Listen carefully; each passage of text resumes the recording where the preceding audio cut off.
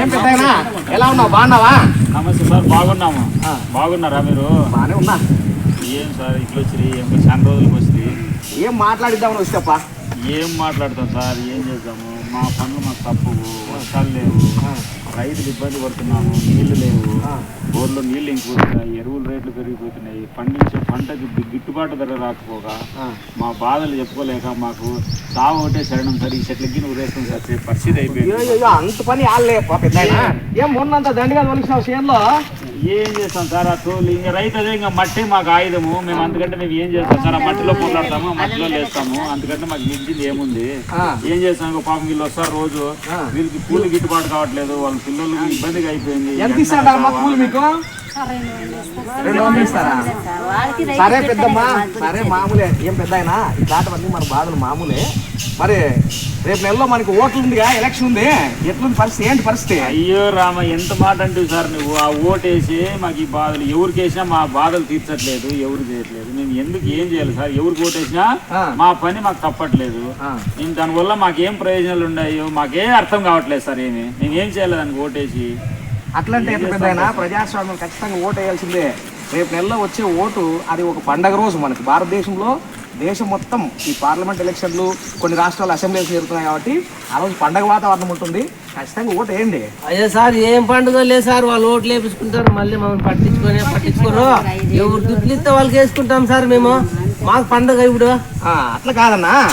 ఎప్పుడే కానీ వాళ్ళు ఇచ్చే మందుకి, వాళ్ళు ఇచ్చే దుడ్లకి, ఆ షీరా జాకెట్కి, నీ కొడుకు క్రికెట్ ఆడతాడని వాళ్ళు ఇచ్చే కిట్లకి ఓట్లు వేసామంటే మనల్ని మనం అమ్ముకున్నట్లే. మనం అమ్ముడు పోయాక ఉండేది ఈ దేశంలో. మనం నిజాయితీ ఓటు వేయాలి కన్నా. అయ్యో పోసారి ఇట్లా వాళ్ళందరూ ఎన్నిసార్లు చూసినాం. వస్తుంటారు, పోతుంటారు, వాళ్ళు వస్తారు, వాళ్ళు దుడ్లో ఇస్తారు, వేపించుకుని తింటాము. మరి మేము 5 ఏళ్ళు వాళ్ళు పట్టించుకోరు. ఇప్పుడు మాకు పండుగ, వాళ్ళకి పండుగ కాదు, మాకు పండుగ. ఈ టైంలో ఎవరు దుడ్లు ఇస్తే వాళ్ళకి ఓటు ఇస్తాం సార్.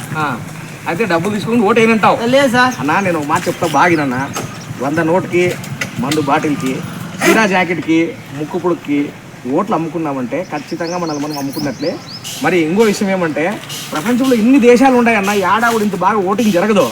మన దేశము గొప్ప ప్రజాస్వామ్య దేశం. ప్రపంచంలో భారతదేశం అంటే ప్రతి ఒక్కరు తలెత్తుకొని చూస్తారు. అలాంటి దేశంలో పుట్టినాం మనము.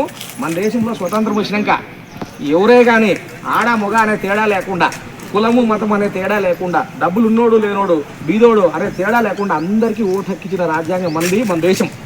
మరి ఎన్నికల సంఘాన్ని పెట్టి నిజాయితీగా ఓట్లు వేయాలని చెప్పి ఎన్నికల సంఘం అంత కష్టపడుతుంటే నీలాంటి వాళ్ళు, చదువుకున్నోళ్ళు, మాలాంటి వాళ్ళు అందరూ కూడా స్వార్థంతో ఓట్లు నమ్ముకుంటున్నారు. మన బతుకులు ఇలా తగలబడ్డాయన్న.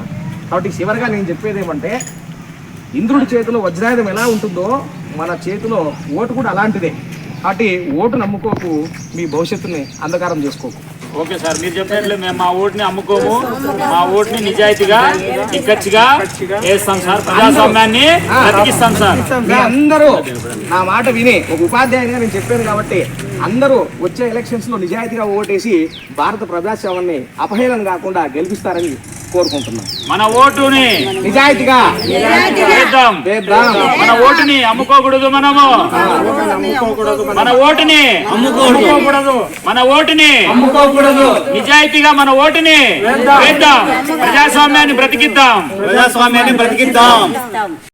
ఎలక్షన్స్ లో మీరు ఓటేయండి. మీ ఇరుగు పొరుగులతో, పక్కిళ్ళతో, పక్కన లాస్ట్ సేమ్ పట్టుకొని పోయినప్పుడైనా సరే ఈ ఓటు గురించి మాట్లాడండి. నిజాయితీగా ఓటు వేయండి.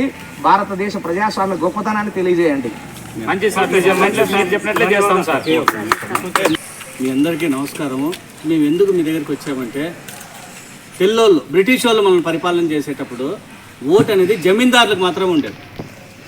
అంటే భూమి ఎక్కువ ఉన్న వాళ్ళకు ఉండేది, చదువుకున్న వాళ్ళకు ఉండేది, ఆడవాళ్ళకు ఓటు ఉండేది కాదు. కానీ మనకు స్వతంత్రం వచ్చిన తర్వాత డాక్టర్ భీమ్రావ్ రామ్జీ అంబేద్కర్ రాజ్యాంగం రాసిన తర్వాత ఓటు అందరికీ సమానం. ఓటు అనేది అందరికీ సమానం. అందరికీ ఇచ్చినారు ఓటు. చదువు తెల్లగున్నా, నల్లగున్నా, ఏ కులంలో పుట్టినా, ఏ మతంలో పుట్టినా, ఏ జాతిలో పుట్టినా భారతదేశంలో ఉంటే ఓటు ఇచ్చినారు. అంటే అందరూ సమానమైనటువంటి విలువ ఓటు విలువ. కాబట్టి ఈ ఓటుని మనము అమ్ముకోకూడదు. చాలా విలువైనది. ఓటు అమ్ముకుంటే ఏమని అర్థమో, నువ్వు అమ్ముకున్నట్టే. ఒకవేళ అమ్ముకున్నట్టయితే ఆ రాజకీయ నాయకుడి దగ్గర నువ్వు ఏంది కదా అడగలేవు మా ఊళ్ళో నీళ్ళు రాలేదు కానీ, మాకు రోడ్డు వేయలేదు కానీ, మా వీధి లైట్లు పని చేయలేదు కానీ నువ్వు అడిగే ధైర్యం ఉంటుందా? కాబట్టి ఈ వ్యాపారంలో దయచేసి ఎవ్వరు కూడా, నేనైతే మా ఇంటి దగ్గర రాయించిన, ఇక్కడ ఓటు అమ్మబడదు అని మా ఇంటి దగ్గర రాయించినాను. ఏం రాయించినాను?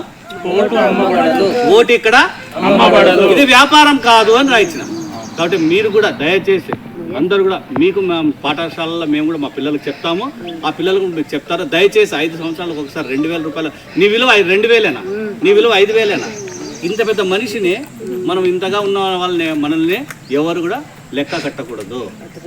ఓటుతో నోటుతో సంబంధం లేదు, ఓటుకి నోటికి సంబంధం లేదు. నీకు ఇష్టం వచ్చిన చివరిగా మరొక్కసారి అమ్మా మనందరము ఇంకొకసారి నిజాయితీగా ఓటేద్దాం, ప్రజాస్వామ్యాన్ని గెలిపిద్దాం, ప్రజాస్వామ్యాన్ని గెలిపిద్దాం, ప్రజాస్వామ్యాన్ని చెప్పాలి అందరూ. ప్రజాస్వామ్యాన్ని నిజాయితీగా ప్రజాస్వామ్యాన్ని గెలిపిద్దాం.